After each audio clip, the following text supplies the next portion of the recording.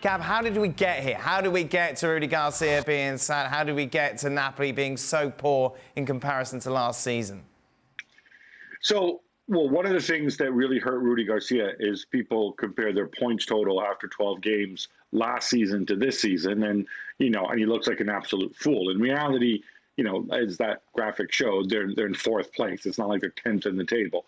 The way we got here, though, Victor Osimhen got hurt, and obviously got hurt last season as well, and Napoli didn't miss a beat. But I think it's the same team as last season, except for Kim, who was replaced by Nathan. Not an upgrade, but still. But I think what really hurt him is he's had a couple run-ins with players, with Osimhen, with Politano, with Kvaratskhelia, which hasn't helped. And the team don't look as smart. They've had a horrendous home record. I think it's only 2 wins in 8 across all competitions. They managed to break Union Berlin's losing streak by somehow drawing with Union Berlin, which is a real feat in those circumstances. He would have been gone, I think, in the last international break if they'd managed to move quickly enough and find a replacement. And ultimately, it's never a good sign when the guy who hires you for a job comes out and says, "Yeah, Dan, you're actually my 5th choice to host the FC show. There were 4 guys I wanted, but I couldn't get them, so I settled on you." And that's exactly what De Laurentiis did. By the way, I'm sure you're everybody's first choice.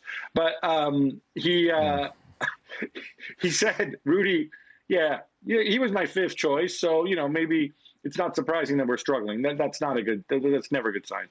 How far then has he gone down the list to get Mazzari in? Yeah, see, that's my reaction. I am not a Walter Mazzari guy. I know he's had success in Naples.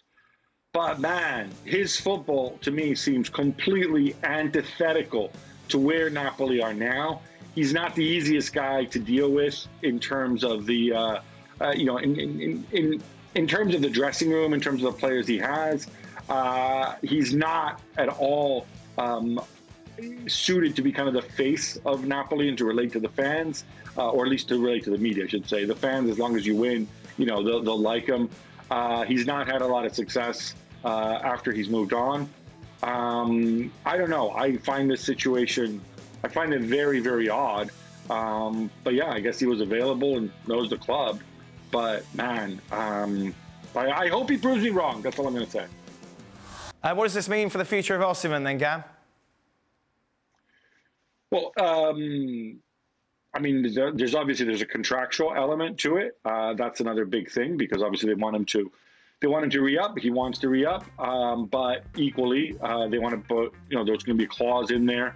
And that's what they're discussing.